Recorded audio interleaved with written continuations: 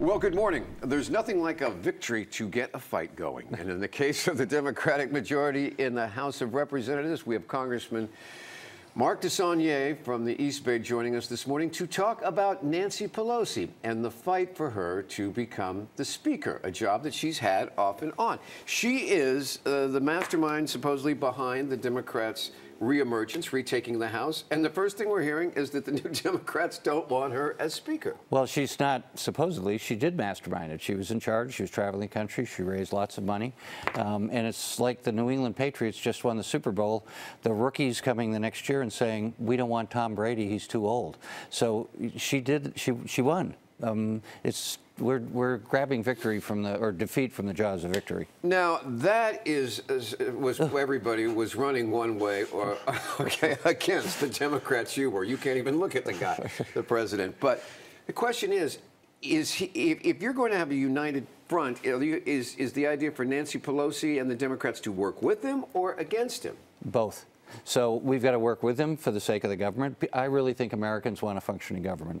I think they're very aware of who makes it dysfunctional, which is the President of the United States. But we have to come together and we have to get work done and we have to get rid of the unnecessary drama as quickly as possible. But the election returns, we've had a whole rookie class come in and they are the ones who are signing letters, what is it, to count 18 to 20, that say that they are not going to vote for her. Does that put her in jeopardy? I don't think so. I've been in politics for a while. There are always members of the legislative body who don't like the leader. It's just the nature of politicians. Okay, if they can't stop her from coming in as the Speaker, they could embarrass her, though, and that's what they're doing. Well, they embarrass themselves, in my view.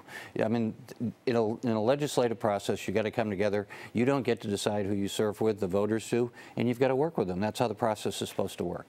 All right. And it does work. The objections that this new group has, is it because Nancy Pelosi is seen as too polarizing? They say they need a new voice and a face for the party.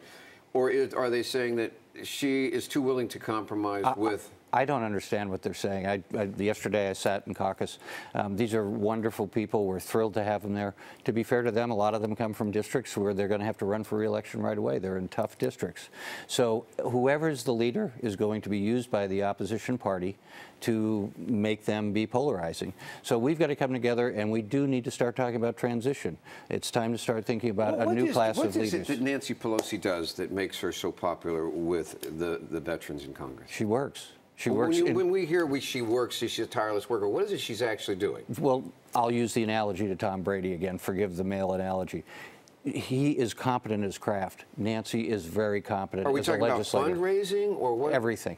She's competent as a fundraiser. She understands the parliamentary moves. So she's very good at bringing us together, keeping us focused, except that people criticize whoever's in charge. It's the nature of the legislative body and politicians, unfortunately. Okay. Look at Willie Brown. People criticized him all the time, too. Absolutely. And he would take the heat. He would often take the heat for his members, their misdeeds or their questions or questionable legislation. He would say, put your names on the stuff that you want to But there was always a group of people who didn't like him. Exactly. And they were always out to get it. Yeah. That's the nature of the institutions. One quick question before we sign off on this one is Nancy Pelosi is the face of the Democratic Party, and so is Chuck Schumer in the Senate. Is that by default? I mean, isn't there anybody else out there? You know, I think a lot of it's how people get information and social media and 24-hour 7 News. We used to have the Ted Kennedys, different groups of different people who had been there and had national stature or had stature in their area. For whatever reason now, it comes to people who get in social media a lot or 24/7 News. Or on TV. I don't do a lot of national TV. I just come for you. Okay. Well, stick around because I want to talk to you about this Democratic agenda that we're hearing so much about. So I want to ask you, what do the Democrats have in mind now that they have control of the House? We've got to function. We've got to govern. We've got to hold the administration accountable. The most important part about this election is that Republicans still have control of the Senate. They still have the presidency.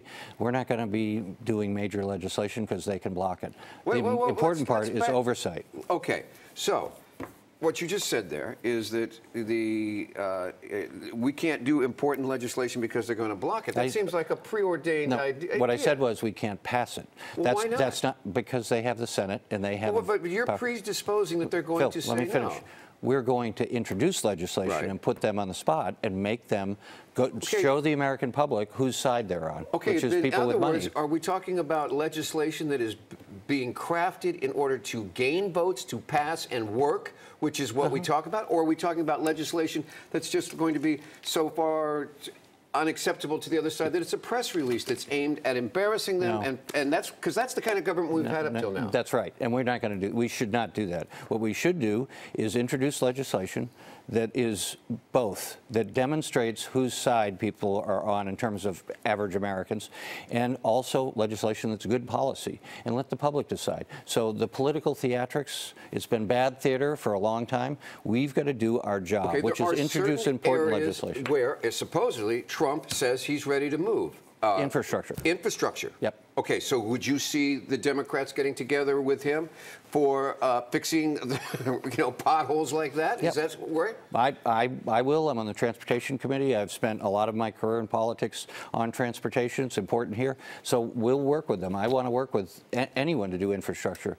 But he's like Lucy with the football. He says he wants infrastructure, but when it comes up to assigning how we're going to pay for it, they're like, oh, well, we don't want it. Right, and then the other side says work for infrastructure until some environmental group raises questions about it, right? Well, that's part of the process. Okay. We got to work with everybody, and Next then we have one to make is hard decisions. Big drugs. The talk about reducing or getting a grip on that. We have to.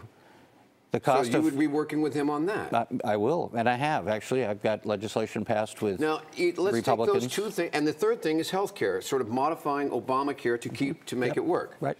Now, if you do pass something in the House, why couldn't the Senate pass it if he wants it? Well, that's the art of legislating. We have to work with the conditions we have.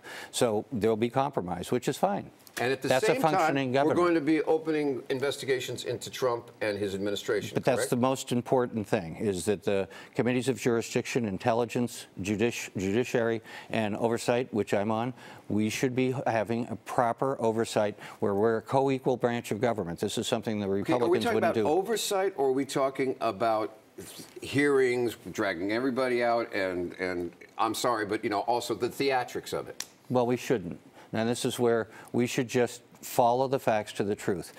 We shouldn't be doing the Benghazi thing where it's all theater, and the public figures that out. So be truthful with people. We go in and we say, this is what oversight should be. When I did the Bay Bridge, that was bipartisan. We did that oversight, and people appreciated that because we were holding people accountable in government who had done a poor job. That's what we should do. Okay. Well, it's going to be a very interesting session.